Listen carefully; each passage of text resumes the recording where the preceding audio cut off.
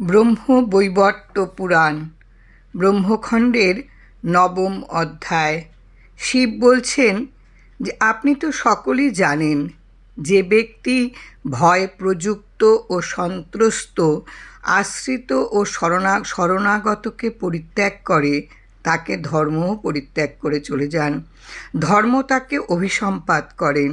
হে জগৎপ্রভু, এই জন্যই বলছি, আমি আমার যথা সর্বস্ব ত্যাগ করতে প্রস্তুত আছি, কিন্তু ধর্মকে ত্যাগ করতে কোনো ক্রমেই পারব না।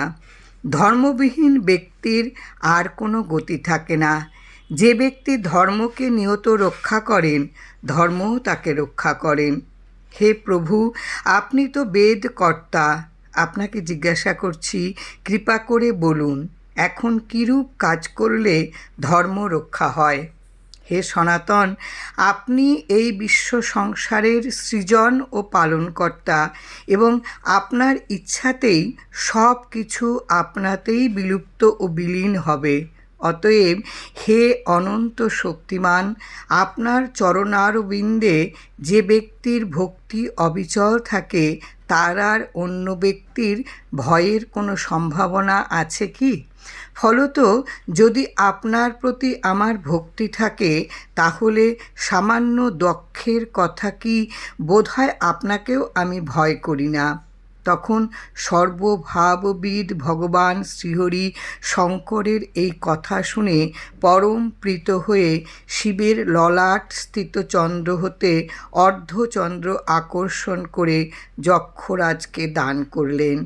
দ্বিজবর সেই থেকে ব্যাধিশূন্য অর্ধচন্দ্র শিখর দেশে অবস্থান করতে লাগলেন, এবং বিষ্ণু প্রদত্ত অপর অর্ধচন্দ্র প্রজাপতি দক্ষ গ্রহণ করে প্রস্থান করলেন। পরে দক্ষরাজ বিষ্ণুদত্ত অর্ধচন্দ্রকে যক্ষারোগগ্রস্ত রোগ দেখে শ্রীকৃষ্ণের স্তব করতে আরম্ভ করলেন। তখন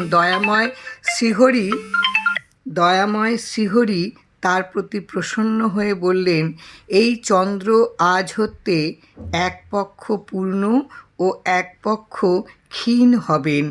এই বরদান করে স্বস্থানে প্রস্থান করলেন শ্রীহরি। দক্ষরাজও সেই চন্দ্রকে গ্রহণ করে কন্যাদের অর্পণ করলেন।